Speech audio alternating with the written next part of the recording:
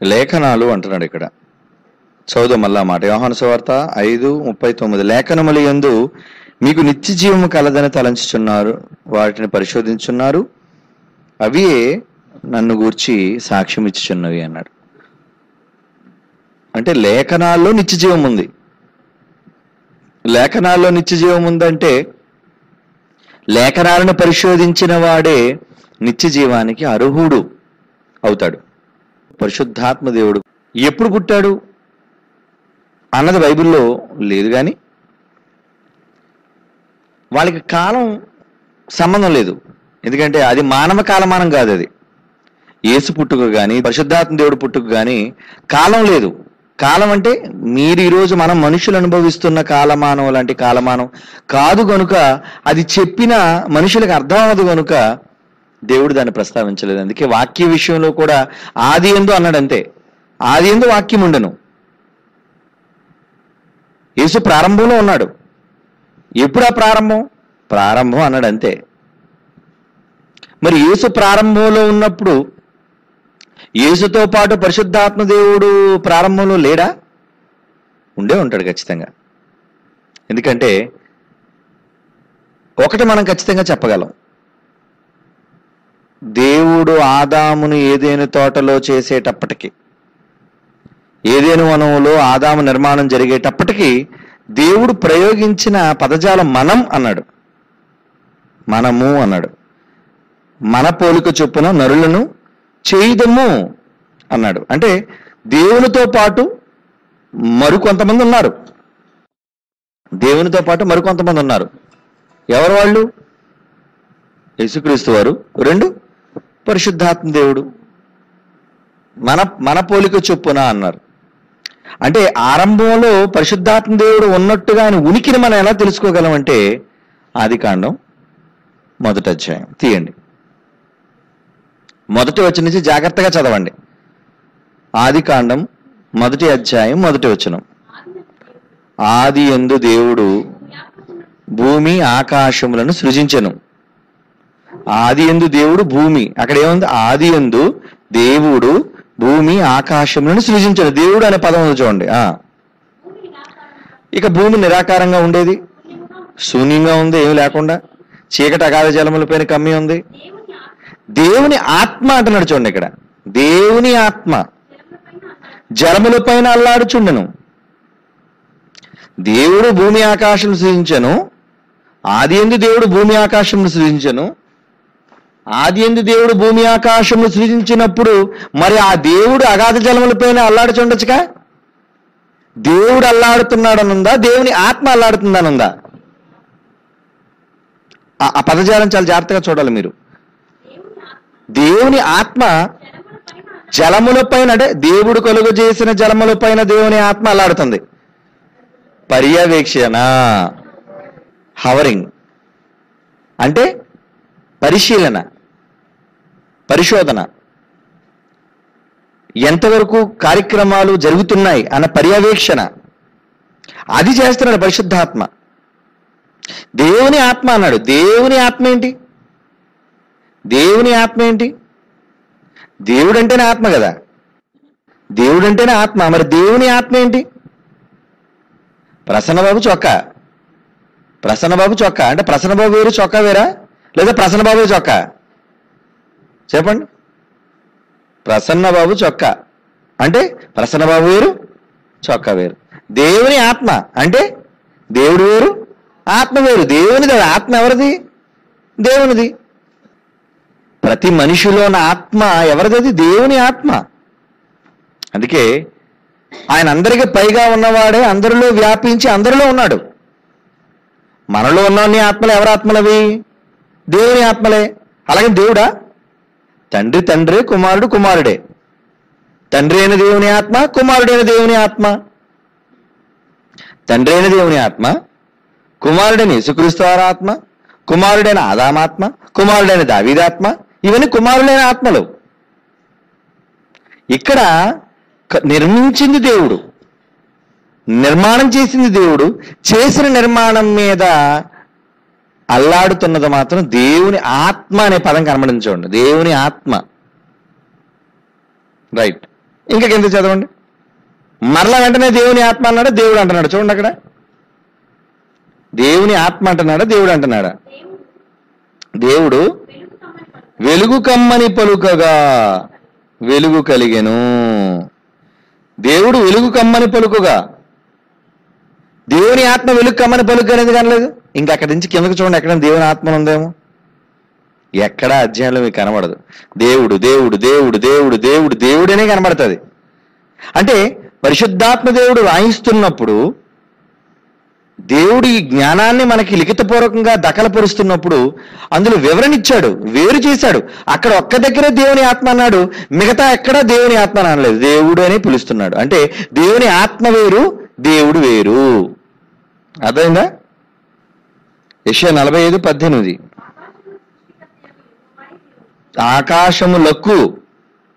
ఆకాశములకు సృష్టికర్త యెహోవాయే దేవుడు. ఆయన భూమిని కలుగజేసి దాన్ని సిద్ధపరిచి స్థిరపరచెను.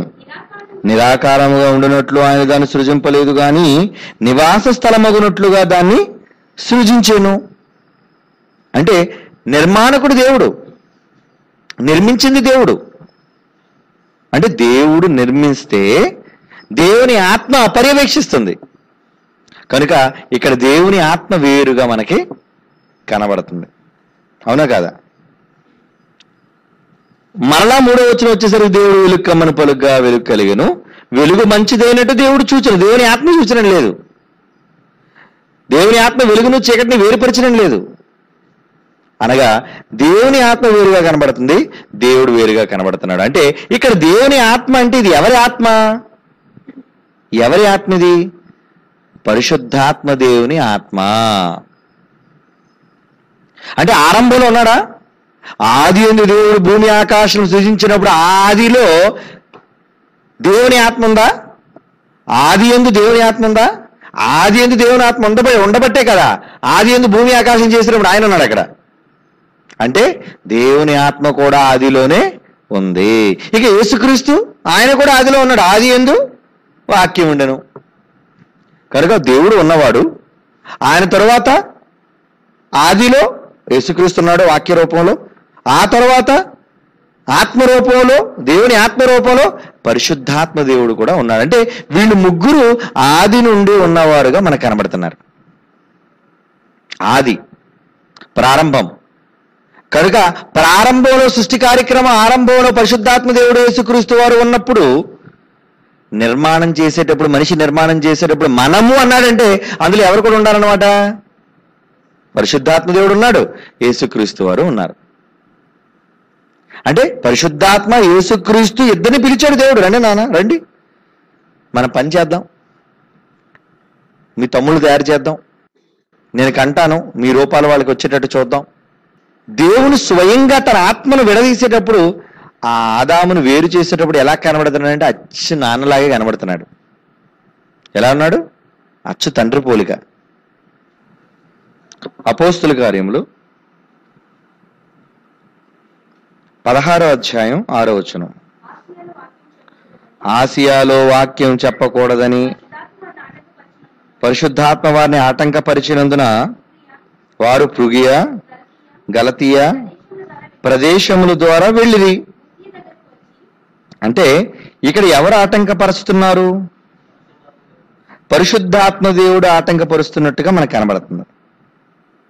ఇక్కడ పరిశుద్ధాత్మ దేవుడు ఆటంకపరుస్తున్నాడు.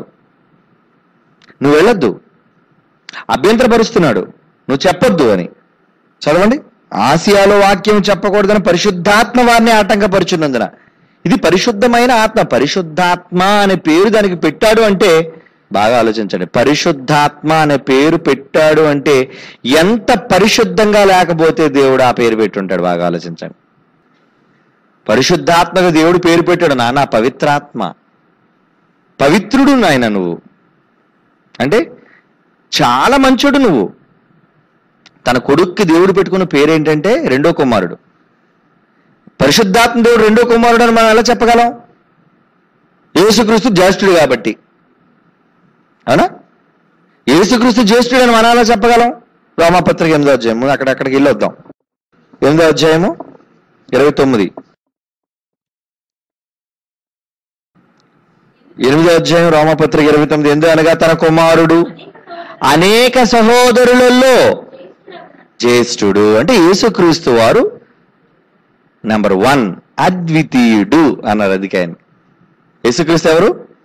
అద్వితీయుడు. అద్వితీయుడు అంటే 1 and only, మొదటివాడు.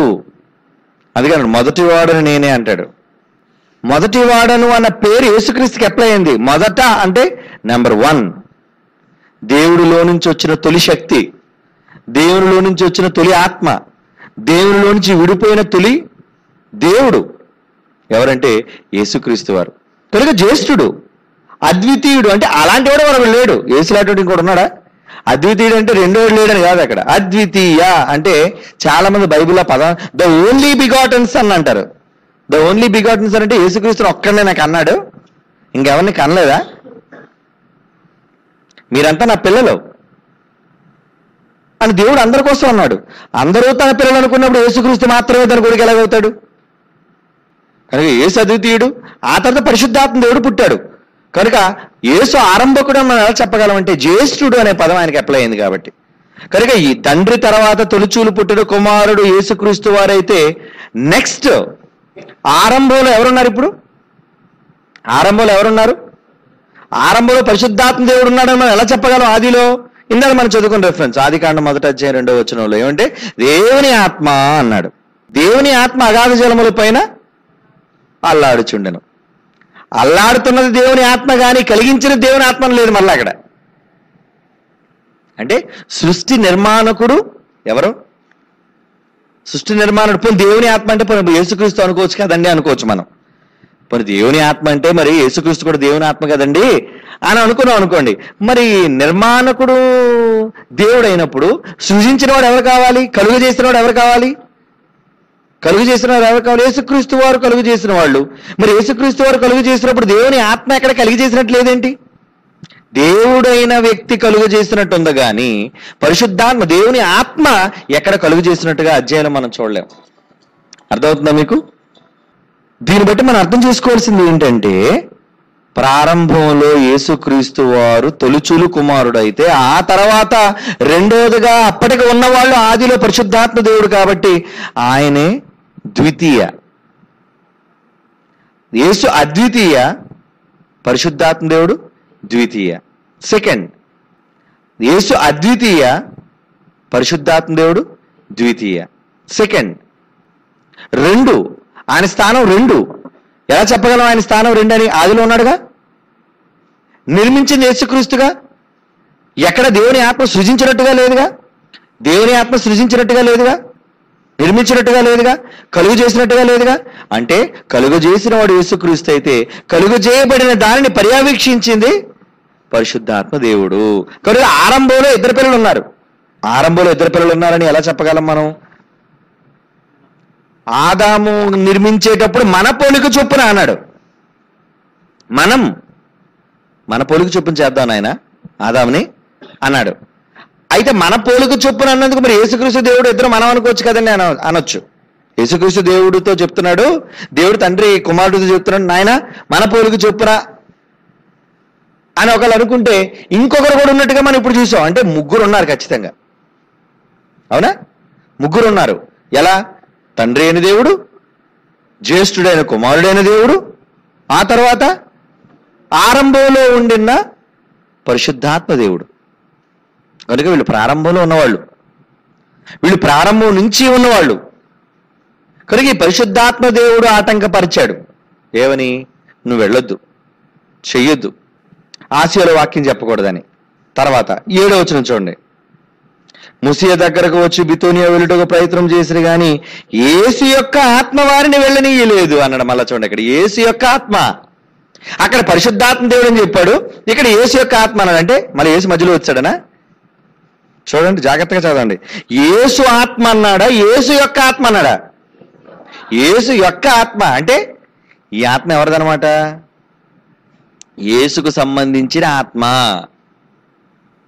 అనగా దీందే పైన చెప్పాడు, ఆసియాలో వాక్యం చెప్పకూడదని పరిశుద్ధాత్మ వల్ల ఆటంకపరిచింది. ఆటంకపరిచినందుకు వారు పృగియా గలతీయ దేశం ద్వారా వెళ్ళి ముస్సి దగ్గరికి వచ్చి బితునియా ప్రయత్నం చేస్తే కానీ యేసు యొక్క ఆత్మ వారిని వెళ్ళనీయలేదు. అంటే పైన చెప్పిన పరిశుద్ధాత్మే కింద చెబుతున్న యేసు యొక్క ఆత్మ. అంటే ఇప్పుడు బైబిల్లో యేసు యొక్క ఆత్మ అన్న, పరిశుద్ధాత్మ అన్న, దేవుని ఆత్మ అన్న ఎవరు? అది పరిశుద్ధాత్మ దేవుడే. క్లారిటీ వచ్చిందో లేదో మీకు? కనుక బైబిల్లో దేవుని ఆత్మ ఆరంభంలో అన్నా, పరిశుద్ధాత్మ అని అన్నా, యేసు యొక్క ఆత్మ అని అన్నా, ఇక్కడ మనం ఏం అర్థం చేసుకోవాలి? పరిశుద్ధాత్మ దేవునికి సంబంధించింది. అంటే పరిశుద్ధాత్మ ఆటంకపరిచాడు కనుక యేసు యొక్క ఆత్మ మమ్మల్ని వెళ్ళనీయలేదు అంటున్నాడు. ఆ పరిశుద్ధాత్మ కోసం మార్చి చెప్తున్నాడు. యేసు యొక్క ఆత్మ అంటున్నాడు. ఈ ఆత్మ ఎవరిది? యేసు యొక్క ఆత్మను ఎందుకు అన్నాడు? యేసు యొక్క ఆత్మ ఎందుకు అన్నాడు? ఎందుకన్నాడంటే నేను వెళితేనే కానీ పరిశుద్ధాత్మ దేవుడు మీ దగ్గరికి రాడు అన్నాడు కాబట్టి. నేను వెళ్ళి ఆయన పంపిస్తాను అన్నాడు కాబట్టి. అన్నాడు కదా. యోహాను సువార్త 16వ అధ్యాయం, యోహాను సువార్త 16వ అధ్యాయం 13. ఇప్పుడు ఆయనకున్న పర్యాయ పేర్లు రాసుకోండి. 1 దేవుని ఆత్మ, 2 పరిశుద్ధాత్మ, 3 యేసు యొక్క ఆత్మ. అయితే ఆయన అనగా సత్యస్వరూపి అయిన ఆత్మ వచ్చినప్పుడు, సత్యస్వరూపి అంటున్నాడు చూడండి. ఆయన స్వరూపం ఎలా ఉందట? సత్యం. అంటే ఈయన కూడా వాక్యమే, ఈయనలో కూడా వాక్యం ఉందన్నమాట. సత్యస్వరూపం. సత్యస్వరూపి అయిన ఆత్మ వచ్చినప్పుడు మిమ్మల్ని సర్వసత్యంలోనికి నడిపించును.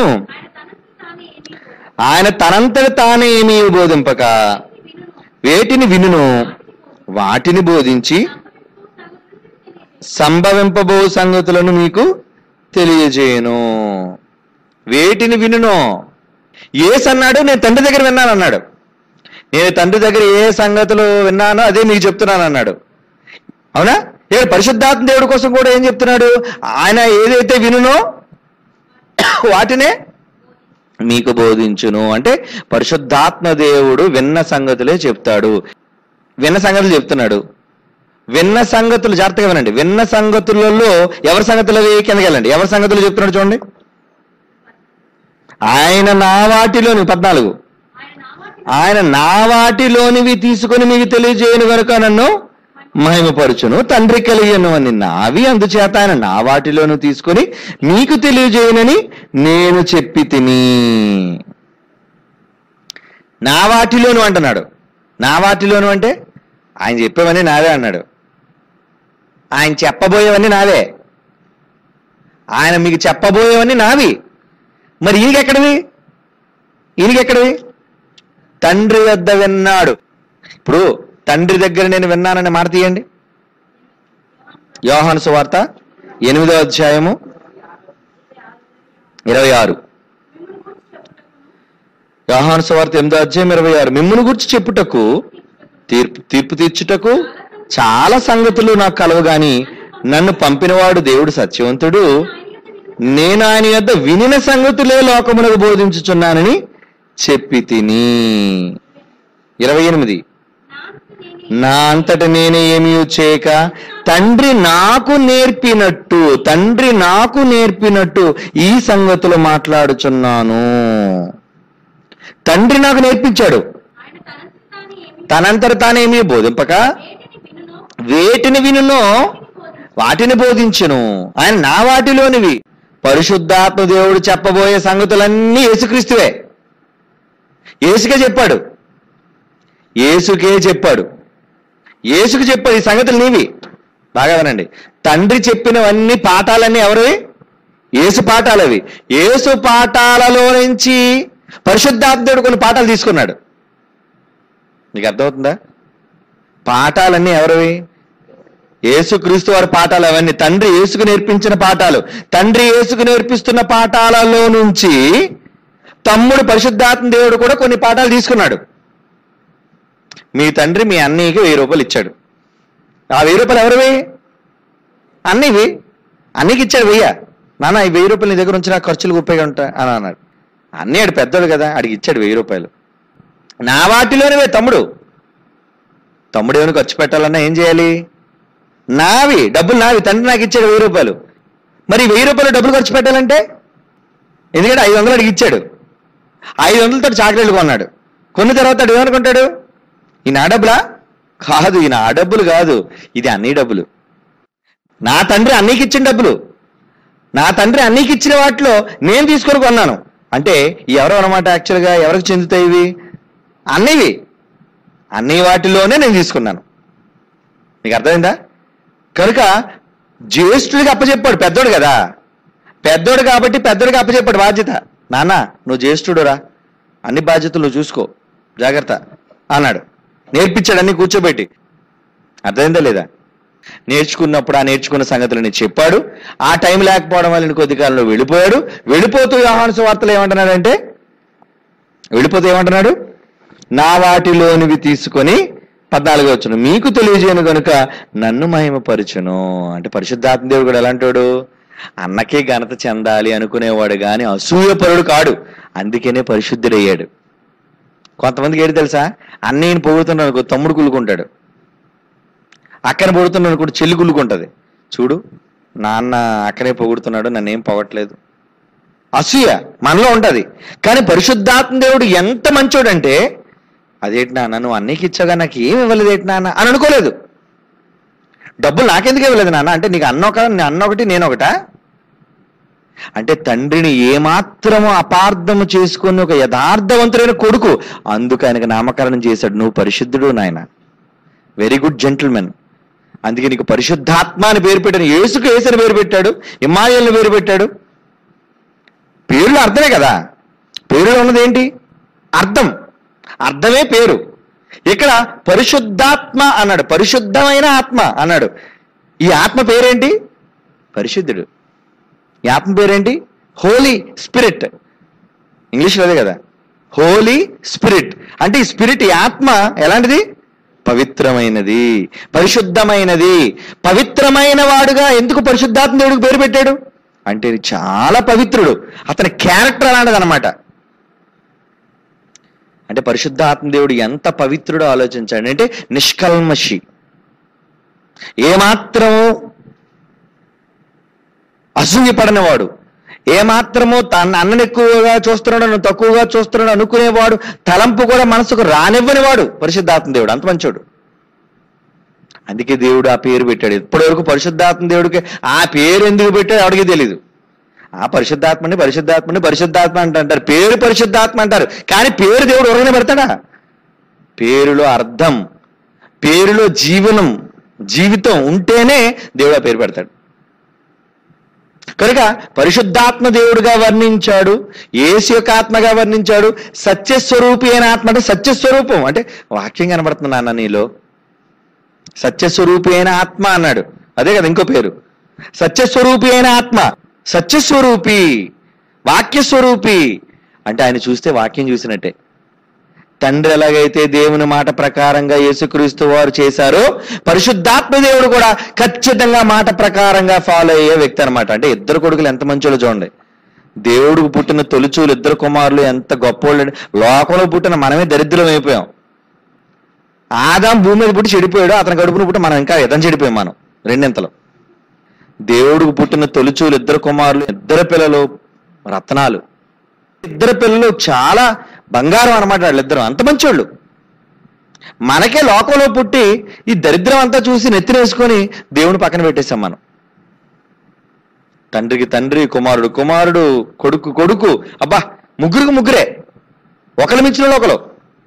ప్రేమలోను, త్యాగంలోను, పనిలోను, ఐకమత్యంలోను.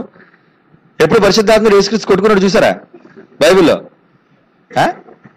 అంతర పరలోకమందు యేసుకు పరిశుద్ధాత్మ దేవుడికి యుద్ధం జరగగా అని ఉందా ఎక్కడైనా? పర్లేదు లేదే. ఎక్కడ అటువంటి సందర్భం బైబిల్లో రాయబడలేదు. ఉంటే దేవుడు రాయించడా చెప్పండి? దేవుడు నిష్పక్షపాతి, ఉన్నది ఉన్నట్టుగా ఎక్కడ ఏది జరిగినా రాస్తాడు ఆయన. అలాంటప్పుడు పరలోకంలో వీళ్ళకి సంబంధించిన సందర్భం ఎక్కడ గొడవాడుకున్నట్టు రాయబడలేదు అంటే ఏంటనమాట? వాళ్ళు ఎంత మంచోళ్ళు చూడండి. వాళ్ళు ఎంత మంచోళ్ళు, విధేయులు, సహనశీలులు, సుగుణవంతులు, అవునా, నమ్మకస్తులు, తండ్రికి లోబడేవాళ్ళు, తండ్రి మాట జవదాటని వాళ్ళు, ఒకరినొకరు సహనంతో ఓర్పుతో లోబడేవాళ్ళు. ఏం చేస్తాడట పరిశుద్ధాత్మ దేవుడు? ఎంత మంచోడంటే యేసుక్రీస్తు ముందే చెప్పేస్తున్నాడు, ఆ నా వాటిలో నువ్వు తీసుకొని చెప్తాడు, నన్నే మహింపడతాడు అంటున్నాడు. నా తమ్ముడు వస్తాడే, నా తమ్ముడు నన్నే పొగుడతాడు. నువ్వు ఊరుకోరా అన్నా, నాకు ఇంకా పని పాటు లేదు, నేను పొగడమే నా పని అన్నాడా పరిశుద్ధాత్మ దేవుడు? నో. యేసుక్రీస్తు ఎంత కాన్ఫిడెన్స్ లేకపోతే చెప్పేశాడు తమ్ముడు కోసం, వస్తాడు నన్నే పొగుడుతాడు, వస్తాడు మీ మధ్యకి నన్నే పొగుడుతాడు. ఎందుకంత స్ట్రాంగ్గా చెప్పాడు? తమ్ముడు గుణం తెలుసు కాబట్టి అన్నయ్యకి. అవునా? ఒరే మా తమ్ముడు వస్తున్నాడు, చాలా జాగ్రత్తగా ఉన్నాడు అంటున్నాడు చాలా మంది అన్నయ్యలు. అలాగా తమ్ముడు మీద అంత నమ్మకం అనమాట. ఒరే మా తమ్ముడు వస్తున్నాడు రా జాగ్రత్త అంటాడు. అంటే ఎవరికి జాగ్రత్త? నీకు జాగ్రత్త, నాకు జాగ్రత్త, ఆడికి జాగ్రత్త. అంటే ఒకరి మీద ఒకరు అపనమ్మకం. మన ఫ్యామిలీ అలాగే ఉంది, కానీ God's family what a wonderful family. ఒకరంటే ఒకరు పడి చచ్చిపోయేవాళ్ళు, ఒకరంటే ఒకరు విధేయులు, ఒకరి మాట ఒకరు జవదాటనే వాళ్ళు. అదిరా కుటుంబం అంటే. ఎందుకంటే సహజంగా ఆస్తులు కూడా వచ్చేది గొడవ, అందరికీ పంపకాల దగ్గర వచ్చేస్తుంది. వీళ్ళందరూ వీళ్ళ ఫ్యామిలీలో ఎందుకు ఈ గొడవలు? ఐకమత్యం లేదు. ఒకరినొకరు దుమ్మెత్తి పోసుకున్నారు, ఒకరి మీద ఒకరు చెడ్డగా మాట్లాడుకుంటారు, ఒకరు వస్తే ఒకరు రారు, ఒకరు కనబడితే ఒకరు కనబడరు. కానీ దేవుడు కుటుంబం అబ్బా హెచ్చు తగులకు తేడా లేదురా. ఆలోచించండి, భేదాభిప్రాయాలకు తావు లేదురా అక్కడ. అంటే ఎంత కోఇన్సిడెన్స్, ఎంత సఖ్యత, ఒకే మాట మీద ఎంత నమ్మకం, ఎంత కలిసికట్టుతనం, ఒకరంటే ఒకరికి ఎంత మన్నిక, గౌరవం. పరలోకంత నా తండ్రి గొప్ప చేసుకున్నాడు, ఈయన నా ప్రియకుమారుడు, ఈయన ఎందు నేను ఆనందించాను, నా కొడుకు చాలా గొప్పోడు. ప్రవక్తల గ్రంథాల్లో రాయించాడు, ఆకాశవాణి ద్వారా వినిపించాడు. తన కొడుకు కోసం గొప్పగా చెప్పుకున్నాడు, గొప్పలు చెప్పుకున్నాడు ఆయన. నా తండ్రిని నేను గణపరిచేవాడు కాబట్టి నా తండ్రిని నేను గణపరుస్తున్నాను అంటున్నాడు యేసుక్రీస్తు వారు. అంటే ఒకరినొకరు గొప్ప చేసుకోవడం. యేసు వచ్చాడు, తండ్రిని కనపరిచాడు, తండ్రి వచ్చాడు, కొడుకుని కనపరిచాడు, పరిశుద్ధాత్మ దేవుడు వచ్చాడు, అన్నను కనపరిచాడు, అన్న వచ్చాడు, పరిశుద్ధాత్మ దేవుడిని కనపరిచాడు. ఎందుకంటే అన్న ఎలా కనపరిచాడు? యేసుక్రీస్తుకు మాట్లాడినా క్షమిస్తానేమో కానీ పరిశుద్ధాత్మ దేవుడికి మాట్లాడితే మాత్రం క్షమించడనేసాడు. అంటే దేవుడు ఎంత కనిపించాడు పరిశుద్ధాత్మ దేవుడికి, ఎంత గొప్ప గౌరవాన్ని ఇచ్చాడు. అవును, అంత గొప్ప కొడుకు. మరి యేసు అన్నా సరే నేను ఊరుకున్నాను కానీ రే పరిశుద్ధాత్మని అంటే మాత్రం నేను ఊరుకోనరా అన్నాడు. అందుకే బైబిల్లో కఠినంగా రాయించాడు, పరిశుద్ధాత్మకు విరోధంగా ఎవడైనా మాట్లాడితే ఈ యుగమందైనా రాబో యుగమందైనా అసలు ఎప్పుడు ఇక్కడ క్షమాపణ లేదనేసాడు.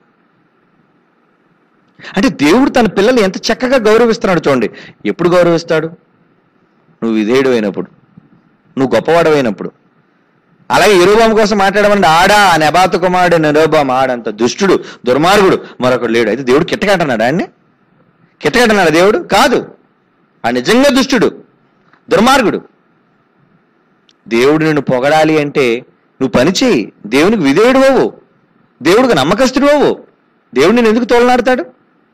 కానీ అనవసరంగానేవాడు కాదు దేవుడు. పగ పెట్టుకొని మనసులో కక్ష పెట్టుకొని అండవు. అంటే ఒక మంచి కుటుంబం, ఆ మంచి కుటుంబంలో కలతలు లేకుండా పరలోక సంబంధమైన కుటుంబం, ఆ కుటుంబం అంతా ఎంతో ఐకమత్యంతో ఉంది. కానీ ఎటొచ్చి పగిలిపోయింది భూమి మీద ఉన్న కుటుంబమే. ఏ తండ్రిని బట్టి పరలోకమందును భూమి మీద ఉన్న ప్రతి కుటుంబము అంటున్నాడు. అంటే పరలోకంలో వాళ్ళు ఎలా ఉన్నారనమాట? ఒక ఫ్యామిలీగా ఉన్నారు వాళ్ళు, ఒక ఫ్యామిలీ. నాన్న మనకు ముగ్గురు రా, నీకు నువ్వు నాకు నేను, మనకు మనం, పరిశుద్ధాత్మ దేవుడు, యేసుక్రీస్తు, తండ్రి. వీళ్ళు ముగ్గురు ఒకరికొకరు. ఇదే ఈ ముగ్గురు కుటుంబం. అక్కడ కుటుంబం బాగుంది, కానీ భూమి మీద ఉన్న కుటుంబం చెడిపోయింది. కనుక సత్యస్వరూపి ఆయన పేరేంటి? దేవుని ఆత్మ, యేసు యొక్క ఆత్మ, పరిశుద్ధాత్మ, సత్యస్వరూపి అయిన ఆత్మ అంటున్నాడు. ఓకే, మరొక మాట చూడండి, యోహాను సువార్త 14:16.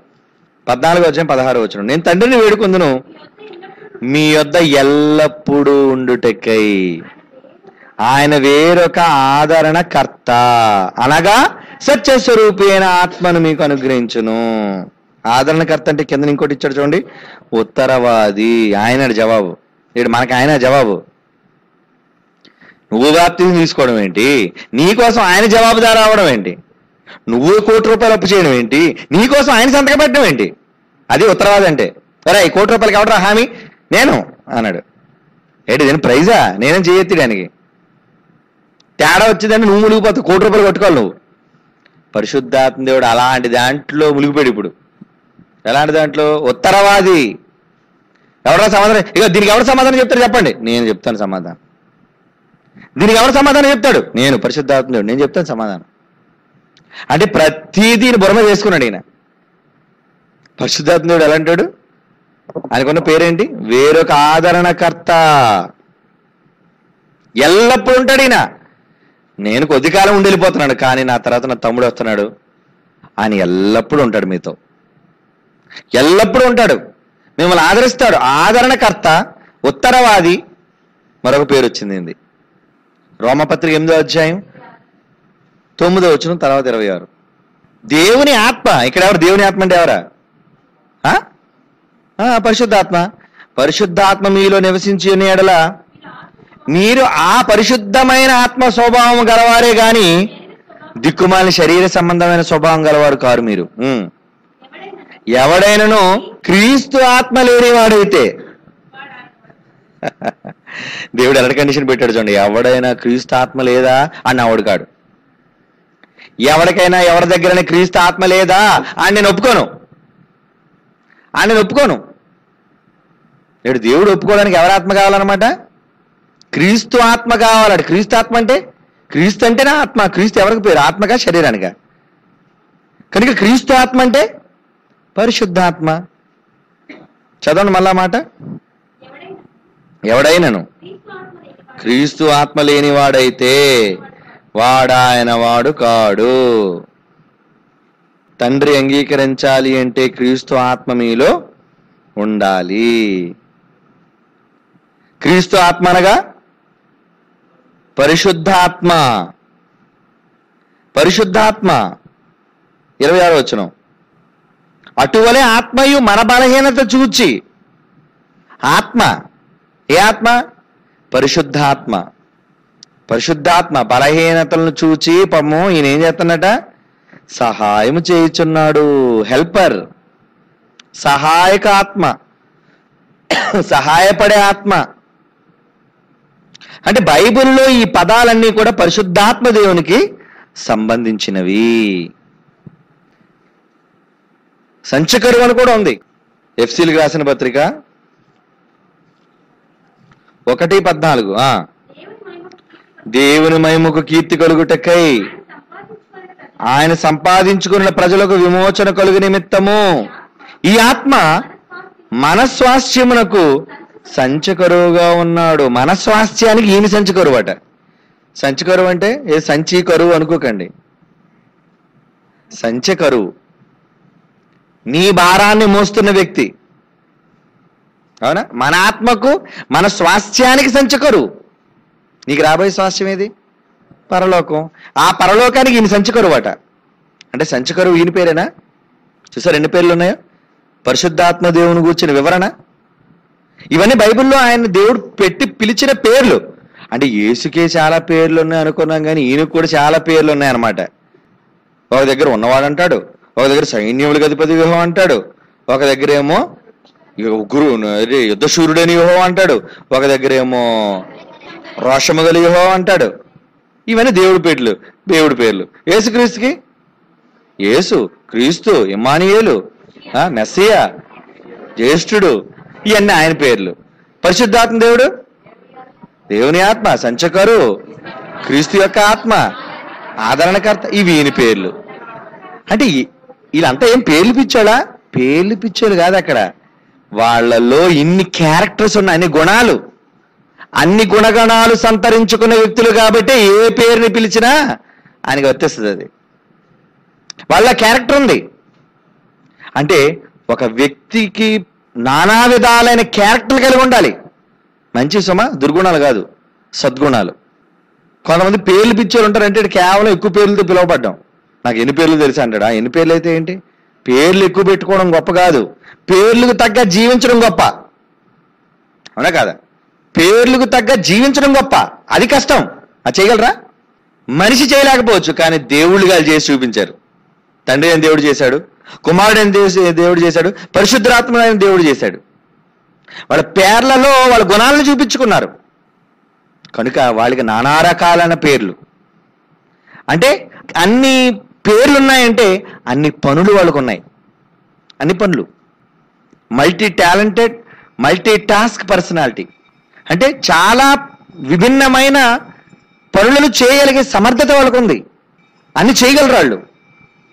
అలా చేయగలిగిన వాళ్ళలో ఇప్పుడు మనం ఆలోచిస్తున్న వ్యక్తి మన ఫోకస్ ఎవరి మీద ఉంది? ఇప్పుడు పరిశుద్ధాత్మ దేవుడు కాన్సన్ట్రేట్ చేస్తున్న బైబిల్లో ఆయనకున్నది ఏంటి, ఆయనకున్న క్యారెక్టర్ ఏంటి, ఆయన ఆరంభం ఏంటి, ఆయన ముగింపు ఏంటి, ఇవి మనం ఆలోచిస్తున్నాం.